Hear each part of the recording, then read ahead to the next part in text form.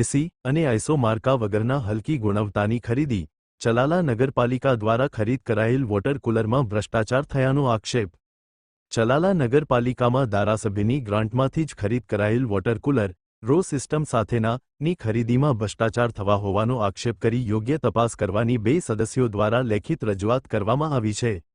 ચલાલા નગરપાલિકાના પૂર્વ ઉપપ્રમુખ અને સદસ્ય જયરાજભાઈ વાળા અને સદસ્ય પરેશભાઈ કાથરોટિયાના જણાવ્યા મુજબ ચલાલા શહેરના જુદા વિસ્તારોમાં ધારાસભ્યની ગ્રાન્ટમાંથી વોટર કુલર, રો મૂકવામાં આવેલ છે. આ વોટર કુલર ખરીદ કરવા માટે ટેન્ડર પ્રોસેસમાં આ ટેન્ડર અમરેલીની રાહી કન્સ્ટ્રક્શનને ટેન્ડર લાગ્યું હતું. નવાઈની વાત તો એ છે કે ગ્રાન્ટ પણ ધારાસભ્યએ જ ફાળવેલ હોય, તેમ છતાં એજન્સી દ્વારા કુલ 9 વોટર કુલર એસી અને આઈસો માર્કા વગરના તદ્દન હલકી કક્ષાનું મટીરિયલ્સવાળા દાબડી દેવામાં આવ્યા છે. તમામ વોટર કુલર જાહેર જગ્યાએ જાહેર જનતાના ઉપયોગ માટે મૂકવામાં આવેલ છે. આ પ્રકારની તદ્દન હલકી પ્રકારના ગુણવત્તાવાળા વોટર કુલર લાંબા સમય ટકી રહી શકે તેમ ના હોય. પેમેન્ટ અટકાવવા માગણી કરવામાં આવી છે. પેમેન્ટ અટકાવવા સદસ્યોની ઉગ્ર લેખિત રજૂઆત. રિપોર્ટર પ્રતાપવાળા, અમરેલી. મારું નામ જયરાજવાળા, પૂર્વ ઉપપ્રમુખ ચલાલા નગરપાલિકા.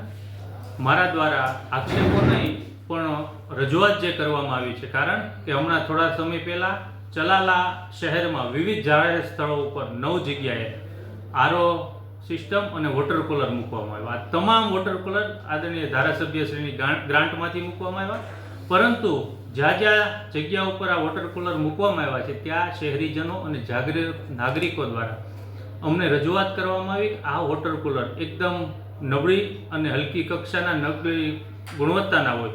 તો અમારી ટીમ દ્વારા ત્યાં સ્થળ તપાસ કરતા એક પણ વોટર કુલર આઈએસઆઈ કે આઈએસઓ હોલમાર્ક નથી અને તમામ હલકી ગુણવત્તાના વોટર કુલર હોય. એ બાબતે ચીફ ઓફિસરશ્રી અને એન્જિનિયરશ્રીને અમારા દ્વારા લેખિત રજૂઆત કરવામાં આવી છે, કારણ કે એક વોટર કુલરની કિંમત આજે નગરપાલિકા કોન્ટ્રાક્ટરને 75,000 રૂપિયા જેવી માતબર રકમ ચૂકવતી હોય, પ્લસ આ એમનો વર્ક ઓર્ડર છે 4.5% ઊંચા દરે એમના ભાવો મંજૂર કરવામાં આવ્યા છે. ત્યારે ચલાલા શહેરમાં જાહેર સ્થળો ઉપર મુકાયેલા વોટર કુલર લોંગ ટાઈમ સુધી શહેરીજનો પાણી પી શકે, સારી ગુણવત્તાના મુકાય, એ અમારી 24 સભ્યોની જવાબદારી હોય. કારણ કે હમણાં જ યોજાયેલી નગરપાલિકાની ચૂંટણીમાં શહેરીજનોએ 24 સીટો ભારતીય જનતા પાર્ટીને આપી હોય.